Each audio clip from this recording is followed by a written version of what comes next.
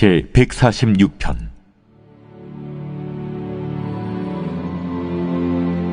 할렐루야. 내 영혼아, 여호와를 찬양하라. 나의 생전에 여호와를 찬양하며 나의 평생에 내 하나님을 찬송하리로다. 귀인들을 의지하지 말며 도울 힘이 없는 인생도 의지하지 말지니 그의 호흡이 끊어지면 흙으로 돌아가서 그날에 그의 생각이 소멸하리로다. 야곱의 하나님을 자기의 도움으로 삼으며 여호와 자기 하나님에게 자기의 소망을 두는 자는 복이 있도다. 여호와는 천지와 바다와 그 중에 만물을 지으시며 영원히 진실함을 지키시며 억눌린 사람들을 위해 정의로 심판하시며 줄인 자들에게 먹을 것을 주시는 이시로다. 여호와께서는 갇힌 자들에게 자유를 주시는도다. 여호와께서 맹인들의 눈을 여시며 여호와께서 비굴한 자들을 일으키시며 여호와께서 의인들을 사랑하시며 여호와께서 나그네들을 보호하시며 고아와 과부를 붙드시고 악인들의 길은 굽게 하시는도다.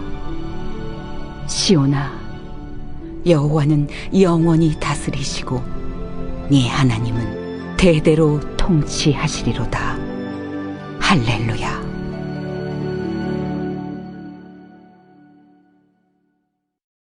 오늘은 시편 146편의 말씀을 가지고 함께 은혜를 나누겠습니다. 오늘 본문 말씀의 시작과 끝을 할렐루야로 시작해서 할렐루야로 끝을 맺습니다. 할렐루야는 여호와를 찬양하라는 말입니다. 하나님을 바로 알고 그 은혜를 경험한 사람은 자연스럽게 하나님을 찬양하게 되어 있습니다. 우리가 맛있는 음식을 먹거나 아름다운 광경을 목격했을 때 나도 모르게 내 안에서 솟아나는 기쁨을 주체하지 못하고 탄성을 지르는 경험을 모두가 하셨을 겁니다. 인간은 누구나 이전에 경험하지 못한 가장 좋은 것을 경험하게 되면 이처럼 기쁨 나머지 자신도 모르게 탄성을 지르게 되어 있는 것입니다. 하물며 오늘 본문에서 시인이 고백하는 하나님은 어떤 분이십니까? 5절 말씀에 우리를 도우시고 또 소망이 되시고 복을 주시는 분이라고 고백을 합니다. 6절 말씀에서는 천하 만물을 지으시고 그것을 지키시는 분이라고 고백을 합니다. 7절 말씀에서는 우리에게 정의와 먹을 것을 베푸시고 자유케 하시는 분이라고 고백을 합니다.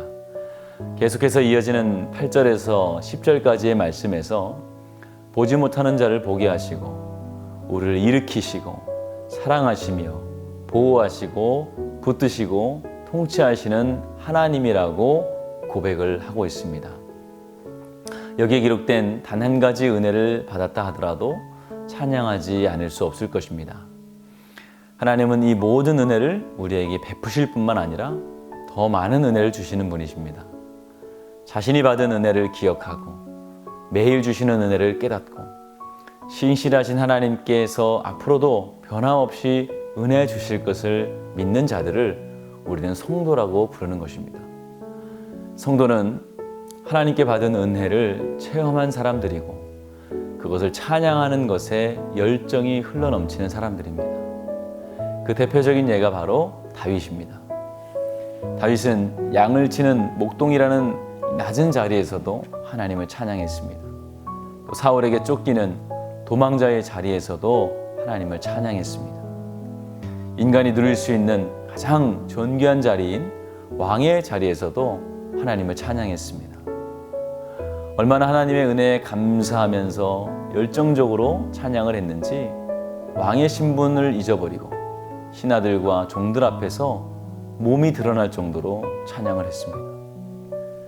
다윗뿐만 아니라 복음을 전하고 또 선한 일을 했다는 이유로 매를 맞고 심지어는 감옥에 갇히게 된 바울 역시 그 자리에서 찬양했습니다. 바울이 무엇이 기뻐서 찬양을 할 수 있었겠습니까? 바로 하나님이 주신 은혜에 대한 열정이 그를 찬양하지 않을 수 없게 했다는 것입니다.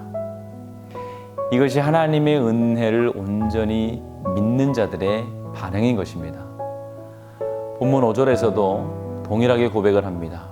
5절 말씀에 보면 야곱의 하나님을 자기의 도움으로 삼으며 여호와 자기 하나님에게 자기의 소망을 두는 자는 복이 있도다 라고 고백을 합니다. 이처럼 하나님이란 인생의 해답을 가지고 살아간 다윗과 바울은 어떤 상황 가운데서도 하나님을 찬양할 수 있었습니다. 다윗도 그렇고 바울도 그렇고 하나님을 의지하는 것이 가장 복되다는 것을 알았기 때문에 그들은 어디에서든지 하나님을 찬양할 수 있었다는 것입니다. 그러므로 하나님을 찬양하는 사람은 하나님을 의지하는 사람이고 신뢰하는 사람인 것입니다. 흔히 감개와 사랑은 숨길 수 없다고 하죠. 그렇습니다. 하나님을 향한 열정과 사랑 또한 결코 숨길 수 없는 것입니다.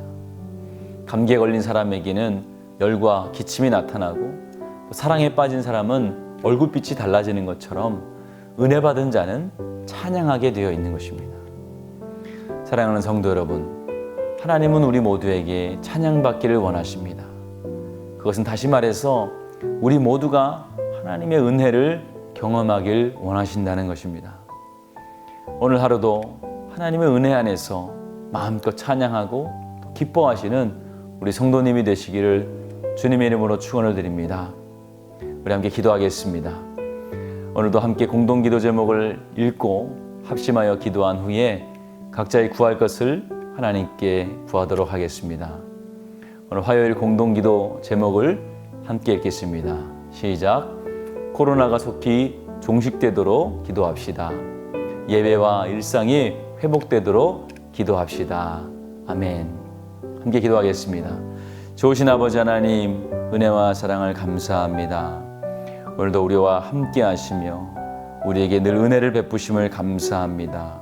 우리의 성도들이 하나님을 늘 느끼게 하여 주시고 특별히 하나님이 주시는 은혜를 깨닫고 체험하게 하여 주셔서 날마다 어디에 있든지 하나님을 찬양하는 성도들이 될 수 있도록 도와주시옵소서.